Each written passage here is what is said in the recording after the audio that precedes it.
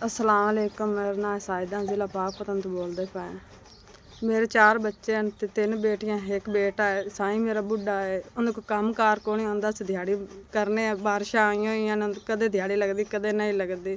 असी मर्चा बना के रोटी खाने रात दी भी। साढ़े कोल पैसे नहीं है, बच्चे तंग किता जो रोटी पका के खानी है। फसल कुटदे पे, फसल मर्चा कुटदे पे ते गुआढ़ी कोल आटा लैके रोटियां पका रहे हैं। गुआढ़ी भी आटा हुण नहीं देंदे, आंदे ने इतने दिन हो गए देंदे नूं। साईं मेरा बुढ़ा ठेरा मंजी ते पिया है, मैं दिहाड़ी दप्पा करनी है, उंदे कोल नहीं होंदा। बेटा मेरा हाले छोटा है, बच्चियां भी छोटियां हैं, काम नहीं हाले कर सकदा हैगा। इहदे बारिशां आईयां होईयां ने बड़ियां, इहदे दिहाड़ी दप्पा कदे लगदा कदे नहीं लगदा। हुण है नहीं कोनी एक बारी तां।